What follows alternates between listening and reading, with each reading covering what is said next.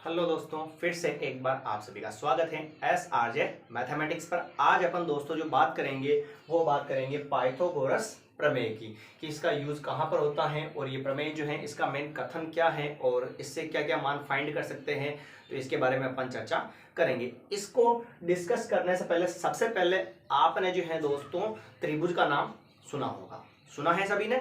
त्रिभुज का नाम, त्रिभुज किसे कहते हैं कि त्रिभुज जो है, इस पर आएंगे अभी अपन, है ना। पहले थोड़ा सा इसको देख लो एक बार। त्रिभुज तीन रेखा खंडों से घिरी बंद आकृति को त्रिभुज कहते हैं। तीन रेखा खंडों से घिरी बंद आकृति को त्रिभुज कहते हैं। और त्रिभुज होते हैं दो प्रकार के। दो प्रकार के मतलब वो नहीं मेन, यानी कि इसका जो आधार होता है उस पर दो प्रकार के होते हैं। यानी कि एक तो होता है कोणों के आधार पर और दूसरा होता है दोस्तों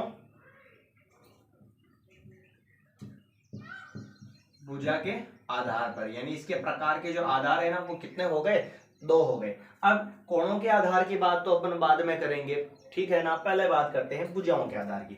तो भुजाओं के आधार पर होते हैं त्रिभुज तीन प्रकार के। एक तो होता है दोस्तों समबाहु त्रिभुज। क्या होता है? समबाहु त्रिभुज। दूसरा होता है विषम बाहु त्रिभुज। क्या होता है?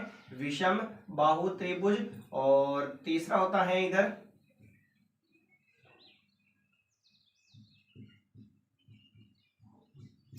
समद्विबाहु त्रिभुज। क्या ये आपको समझ में आ गया? त्रिभुज कितने प्रकार के हो गए? तीन प्रकार के। किसके आधार पर? भुजाओं के आधार पर। उसी प्रकार जो है त्रिभुज कोणों के आधार पर भी कितने प्रकार के होते हैं? तीन प्रकार के होते हैं। पहला होता है समकोण। पहला क्या होता है? समकोण त्रिभुज। दूसरा अधिक कोण त्रिभुज। और तीसरा न्यून कोण त्रिभुज। अब सर अपन ने तो कहा कि अपन जो है पाइथागोरस प्रमेय के बारे में चर्चा करेंगे कि इसका कथन क्या है और ये कहां पर लगती है, कहां पर इसको यूज करते हैं, पर अपन तो त्रिभुज के बारे में पढ़ रहे हैं, इसी पर आ रहे हैं। त्रिभुज तीन रेखाखंडों से घिरी बंद आकृति को त्रिभुज कहते हैं। त्रिभुज के प्रकारों के आधार कितने होते हैं? दो होते हैं, एक तो कोण का आधार और एक भुजाओं का आधार। भुजाओं के आधार पर त्रिभुज तीन प्रकार के होते हैं, ठीक है। और फिर कोणों के आधार पर भी त्रिभुज तीन प्रकार के होते हैं। कौन कौन से? समकोण, अधिक कोण और न्यून कोण। अब आते हैं अपने मेन पॉइंट पर कि ये जो समकोण त्रिभुज है ना, समकोण त्रिभुज, ये जो समकोण त्रिभुज है, इस समकोण त्रिभुज में पाइथागोरस प्रमेय लगती है। कौन से त्रिभुज के अंदर यूज होती है दोस्तों? समकोण त्रिभुज के अंदर जो है पाइथागोरस प्रमेय का यूज करते हैं, प्रयोग करते हैं। बाकी ये जो दूसरे जो भी त्रिभुज है उसके अंदर या इनके अंदर जो है पाइथागोरस प्रमेय का यूज अपन नहीं कर सकते हैं। ये चीज आपको क्लियर है एकदम? तो यानी कि पहला पॉइंट क्या हो गया अपना कि पाइथागोरस प्रमेय जो है किसके अंदर लगा सकते हैं हम? समकोण त्रिभुज के अंदर। अब सर ये समकोण त्रिभुज क्या है? समकोण त्रिभुज क्या है? वैसे तो अपन सारे त्रिभुज पढ़ते हैं पर वो बाद में पढ़ेंगे, पहले अपना मेन जो टॉपिक है उसके हिसाब से चलते हैं। तो समकोण त्रिभुज क्या है दोस्तों? समकोण त्रिभुज वह होता है जिसका कोई एक कोण कितने डिग्री का हो? 90 डिग्री का हो। जिसका कोई एक कोण 90 डिग्री का हो उसे क्या बोलते हैं? समकोण त्रिभुज बोलते हैं। एक ऐसा त्रिभुज जिसका कोई एक कोण 90 डिग्री हो उसे क्या बोलते हैं? समकोण त्रिभुज बोलते हैं।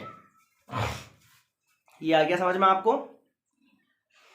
एक ऐसा त्रिभुज जिसका कोई एक कोण 90 डिग्री या 90 डिग्री हो उसे क्या कहते हैं? समकोण समकोण त्रिभुज कहते हैं, ठीक है। ये तो हो गई समकोण त्रिभुज की परिभाषा, यानी कि इसका कोई एक कोण 90 डिग्री, कोई एक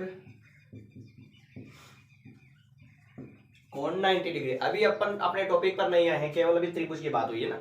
समकोण त्रिभुज जो है उसका कोई एक कोण 90 डिग्री हो उसे क्या बोलते हैं? समकोण त्रिभुज कहते हैं। अब इस समकोण त्रिभुज के अंदर पाइथागोरस प्रमेय लगती है, ठीक है। अब कैसे यूज करेंगे, कैसा लगती है, इसका कथन क्या है, उसके बारे में अभी अपन चर्चा करते हैं। तो सबसे पहले ध्यान से देखिएगा। अब आते हैं इसके कथन पर। तो इसका जो स्टेटमेंट है,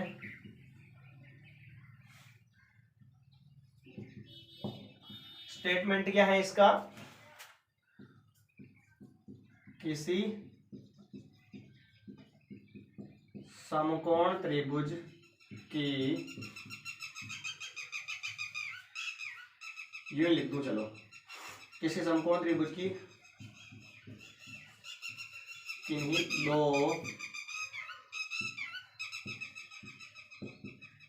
किन्हीं दो भुजाओं के वर्गों का योग तीसरी भुजा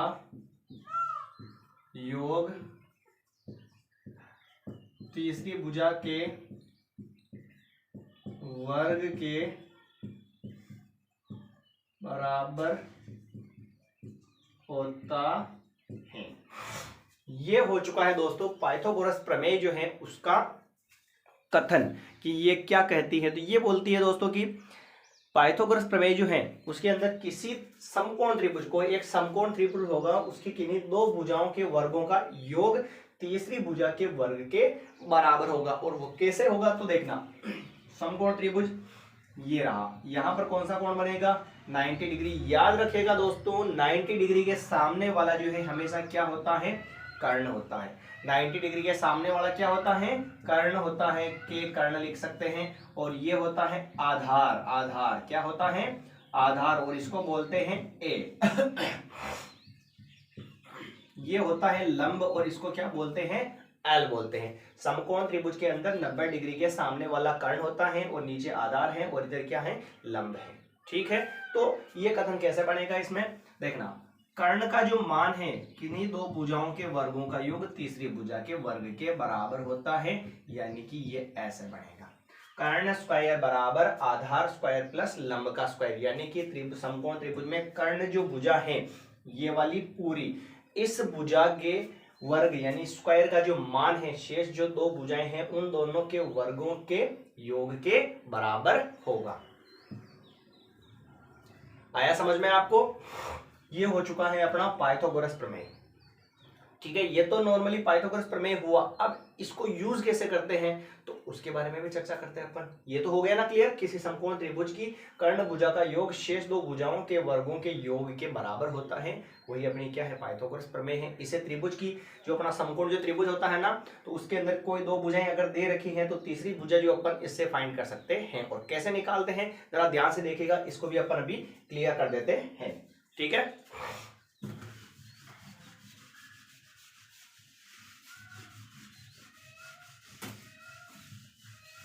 जैसे कि दोस्तों मेरे पास सवाल है, ये मान दे रखा 3 और ये दे रखा 4 और हमें इसका क्या निकालना है, कर्ण, यानी कि के हमें निकालना है। इस समकोण त्रिभुज का कर्ण हमें फाइंड करना है। तो इस कर्ण का मान कैसे अपन निकालेंगे, इसको आप थोड़ा सा जरा ध्यान से देखिएगा कैसे निकालते देखना। अभी अपन ने क्या पढ़ा था, पाइथागोरस प्रमेय का जो कथन था या जो फॉर्मूला था वो क्या था, कर्ण स्क्वायर बराबर आधार स्क्वायर प्लस लंब का स्क्वायर। यही फॉर्मूला अपन ने पढ़ा था। कर्ण के तो हमें निकालना है, तो इसको तो वैसा का वैसा ही चलने दो। आधार, आधार कितना है, आड़े वाली लाइन, और लंब कितना है, स्ट्रेट ऊंचाई दे रखी है। आधार तो है 4 यानी कि 4 का स्क्वायर, फिर प्लस ये प्लस लंब कितना है दोस्तों, लंब कितना है 3 है, तो ये 3 का क्या हो गया, स्क्वायर हो गया। आ रहा सभी को समझ में? कर्ण स्क्वायर बराबर 4 का स्क्वायर कितना होगा, 16। 4 का स्क्वायर कैसे निकाला, 4 की घात 2 आपने पढ़ी होगी ना, 4 को कितनी बार लिखोगे, 2 बार। 4 इंटू 4 कितने होते हैं, 16। और वैसे ही 3 की घात 2 यानी 3 इंटू 3 कितना होगा, 9 हो जाएगा। तो ये आ गया 16 और 9 यानी कि 16 प्लस 9। ठीक है, फिर आगे बात करते हैं। तो कर्ण स्क्वायर बराबर 16 और 9 को अगर मैं जोड़ दूं तो 25 आया। दोस्तों हमें जो है मान किसका निकालना था, कर्ण का, और यहां पर क्या आ रहा है, कर्ण का स्क्वायर आ रहा है। और कर्ण का स्क्वायर आ रहा है, इसका मतलब इस स्क्वायर यानी घात 2 को हमें हटाना पड़ेगा। और कभी भी घात 2 को अगर हटानी है तो हम दोनों जो तरफ हैं क्या लेते हैं, दोनों तरफ वर्ग मूल लेते हैं। क्या लेते हैं, दोनों तरफ वर्गमूल लेते हैं। ठीक है, दोनों तरफ वर्गमूल लेने का मतलब क्या होगा, इधर भी अंडर रूट लग जाएगा और उधर भी क्या लग जाएगा, अंडर रूट लग जाएगा। इधर भी अंडर रूट, इधर भी अंडर रूट। कब लगता है, जब दोनों तरफ क्या लेते हैं, वर्गमूल लेते हैं। ठीक है, अंडर रूट से घात 2 हमेशा कट जाती है, तो क्या बचेगा, के बचेगा। और अंडर रूट 25 जो है, 25 के गुणनखंड क्या होते हैं, 5 इंटू 5, यानी कि क्या आ जाएगा, जोड़ा बनेगा तो एक 5 बाहर आ जाएगा, तो के का मान कितना हो चुका है सर, 5 हो चुका है। ये कर्ण की वैल्यू आ चुकी है 5। एक बार इसको वापस रिपीट कर लेते हैं। त्रिभुज दे रखा है, लंब दे रखा है, आधार दे रखा है, कर्ण गायब है, तो कर्ण स्क्वायर बराबर आधार स्क्वायर प्लस लंब स्क्वायर। कर्ण का मान वो का हुए, आधार का मान 4 है और लंब का मान 3 है। 4 की घात 2 माने 4 इंटू 4 16 हो गया, 3 की घात 2 यानी 3 इंटू 3 9 हो गया। मान रख दिया, दोनों को जोड़ दिया, 25 हो चुका है। फिर स्क्वायर हटाने के लिए क्या करेंगे, दोनों तरफ वर्गमूल लेते हैं। वर्गमूल का मतलब दोनों तरफ क्या लग जाता है, अंडर रूट लग जाता है, तो अंडर रूट लगा दिया, स्क्वायर से अंडर रूट कैंसिल हो गया, तो के बच गया और बराबर में ये आ गया अंडर रूट 25। 5 इंटू 5 कितना, जोड़ा बन गया इसका। तो अंडर रूट में से सेम संख्या हो तो एक बाहर निकाल देते हैं और अंडर रूट को हटा देते हैं। ठीक है दोस्तों, तो ये था आज का अपना टॉपिक, पाइथागोरस प्रमेय पर आधारित जो सवाल है, कुछ वैल्यूज निकालते हैं, वो सब मैंने आपको एकदम क्लियर करवा दिया। ठीक है, अगर आपको क्लास अच्छी लगी है तो ही हमारे चैनल को सब्सक्राइब करें और ज़्यादा से ज़्यादा इस क्लास को शेयर करें, कमेंट करें और लाइक करें। मिलते हैं अगली क्लास के अंदर नए टॉपिक के साथ। धन्यवाद।